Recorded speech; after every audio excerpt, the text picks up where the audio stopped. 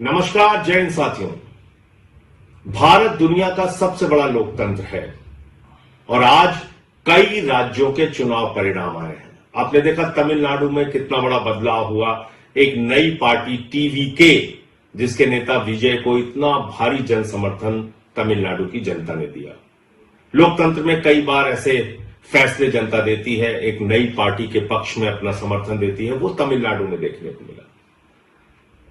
बंगाल में जो कुछ हुआ, आज उसको लेकर टीवी चैनल पे जश्न मनाया जाएगा। गोदी मीडिया बड़ी बड़ी बातें करेगा, तमाम उपलब्धियां गिनाएगा मोदी जी की और अमित शाह जी की और भारतीय जनता पार्टी की नीति की, रणनीति की, बहुत सारी बातें होंगी।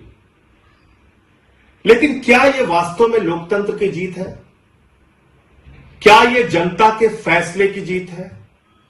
क्या आज इस चुनाव परिणाम के पीछे का जो सच है वो इस देश के लोगों को भूल जाना चाहिए और सिर्फ बीजेपी का गुणगान करना चाहिए? मुझे लगता है नहीं। सारी चीजों का मूल्यांकन होना चाहिए।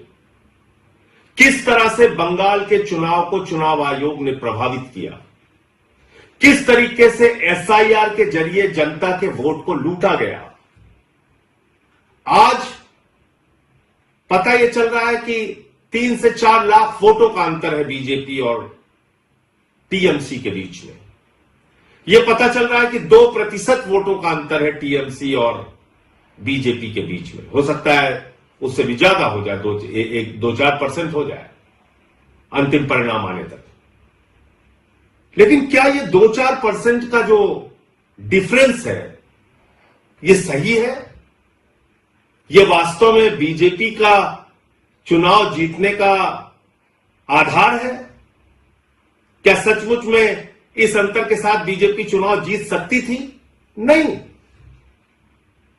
3 से 4 लाख वोट का अंतर है, लेकिन 27 लाख वोट लोगों को डालने नहीं दिए गए।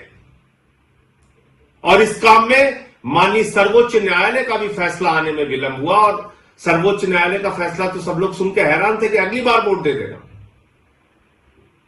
अगर आज वो 27 लाख वोट, 27 लाख मतदाता अपना मतदान करने से वंचित नहीं रहे होते तो क्या आपको बीजेपी की इतनी बड़ी जीत देखने को मिलती? नहीं मिलती। एक अलग तरह का परिणाम आज इस देश के सामने होता। और आज जो बीजेपी जश्न मनाने का काम करेगी, गोदी मीडिया जश्न मनाने का काम करेगी, ज्ञानेश कुमार जश्न मनाने का काम करेंगे, वो नहीं हो पाता। लेकिन दुर्भाग्य से एसआईआर के जरिए लाखों मतदाता, 27 लाख मतदाताओं को वोट के अधिकार से वंचित कर दिया गया। तो ये जो बंगाल की जीत है भारतीय जनता पार्टी की, दरअसल ये लूट तंत्र की जीत है, लोकतंत्र की जीत नहीं है। कितनी गंदी भाषा का प्रयोग किया गया चुनाव में, प्रधानमंत्री के द्वारा, गृह मंत्री के द्वारा, बीजेपी के नेताओं के द्वारा। चलिए, वो चुनाव का एक पक्ष है। किस तरह से वहां पे केंद्रीय सुरक्षा बलों का इस्तेमाल किया गया, लगभग 2.5 लाख सुरक्षा बलों का वहां पर इन्फोर्समेंट किया गया, डिप्लॉयमेंट किया गया। 2.5 लाख सुरक्षा बल लगाए गए। कल्पना कीजिए, अमेरिका ईरान से लड़ने के लिए 50,000 सैनिकों का इस्तेमाल करता है और भारत की मोदी जी की सरकार ममता बनर्जी से लड़ने के लिए 2.5 लाख सैनिकों का इस्तेमाल करती है। इतनी बड़ी दुश्मनी यह निभाई जा रही है। फिर इस चुनाव में यह भी प्रश्न उठता है कि किस तरह से विपक्ष के जो नेता थे, कांग्रेस पार्टी जो थी, राहुल गांधी जो थे, वो जाके वहां पे ममता बनर्जी को ही टारगेट कर रहे थे। 3 से 4% वोट उन लोगों ने भी काटा। वो एक अलग प्रकार का सवाल है। लेकिन इसमें आज टीएमसी की हार हो गई, ममता बनर्जी की हार हो गई और लोकतंत्र की जीत हो गई, ऐसा नहीं है। सच्चाई को छिपाया नहीं जा सकता।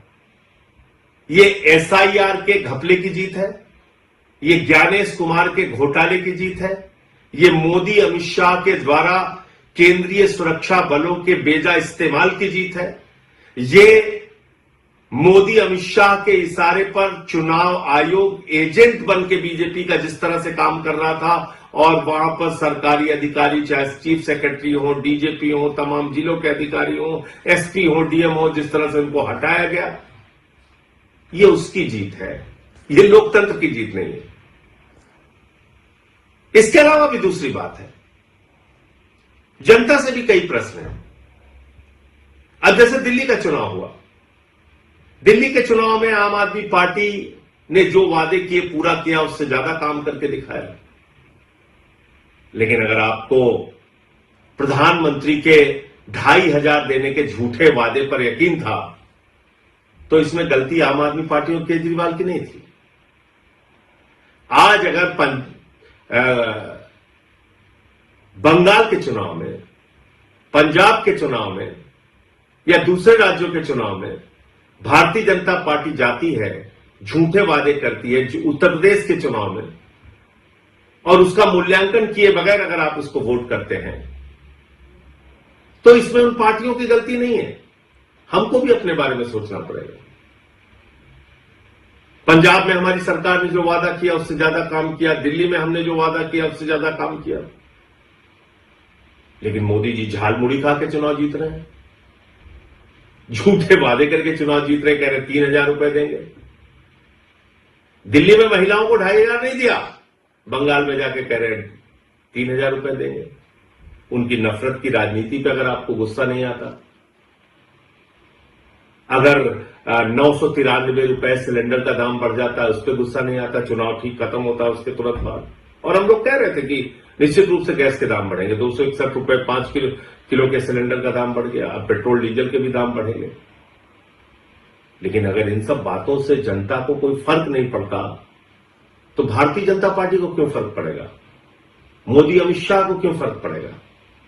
वो तो अपना ये लूट तंत्र का खेल चलाएंगे और जैसे चाहेंगे देश में महंगाई बढ़ाएंगे, जैसे चाहेंगे पूंजीपतियों को बढ़ावा देंगे, जैसे चाहेंगे सरकारी तंत्र का दुरुपयोग करेंगे, जो उन्होंने बंगाल में किया। ईडी का दुरुपयोग किया, सीबीआई का दुरुपयोग किया, चुनाव आयोग का दुरुपयोग किया, हजारों करोड़ रुपए पानी की तरह बहाए, अधिकारियों की ट्रांसफर पोस्टिंग सस्पेंशन किया, 2.5 लाख वहां पे केंद्रीय सुरक्षा बल लगाए, चुनाव का माहौल बिगाड़ा, जो कुछ भी वो कर सकते थे उन्होंने किया, और बंगाल में बीजेपी आज चुनाव जीत गई। लेकिन याद रखिएगा, उड़ीसा की हालत अभी आपने देखा होगा, जीतू मुंडा की तस्वीर देखी होगी, किस तरह से वो अपने बहन के कंकाल को अपने कंधे पे लेके डबल इंजन की सरकार में बैंक जाते हैं 20,000 रुपए पाने के लिए। बंगाल में भी अभी आ गए। जो नफरत की राजनीति पूरे देश में बीजेपी कर रही है, अब उसकी शुरुआत बंगाल में भी होगी। बिहार में भी इन्होंने नीतीश कुमार जी को हटा दिया, वहां सम्राट चौधरी आ गए, वहां भी अब वही सब खेल होगा। इन सब के पीछे आपके मुद्दे कहां हैं? देश कहां खड़ा है? अगर आपको इस बात पे गुस्सा नहीं आता कि ट्रंप भारत के प्रधानमंत्री को हर दिन अपमानित करता है, भारत को अपमानित करता है, भारत को नरक कहता है, लेकिन प्रधानमंत्री कुछ नहीं बोलते, अगर आपको इस बात पे भी गुस्सा नहीं आता कि देश का एक हिस्सा मणिपुर जल रहा है और प्रधानमंत्री खामोश है, पड़ोसी राज्यों से भारत के प्रधानमंत्री के रिश्ते अच्छे नहीं है, महंगाई देश में चरम पर है, बेरोजगारी चरम पर है, किसानों की आमदनी दोगुना करने की बात पूरी तरीके से झूठी साबित हुई, काला धन लाने की बात झूठी साबित हुई, और अगर आपको इन सारी बातों पे गुस्सा नहीं आता और राज्य दर राज्य इस तरह से लोकतंत्र को लूट तंत्र में बदलकर चुनाव जीतने का बीजेपी का अभियान जारी रहेगा और हम और आप खामोश बैठे रहेंगे, तो याद रखिएगा, बीजेपी तो अपना रास्ता तय कर रही है, लेकिन लोकतंत्र का इतिहास जब लिखा जाएगा तो उसमें हमको भी कभी माफ नहीं किया जाएगा। जय हिंद।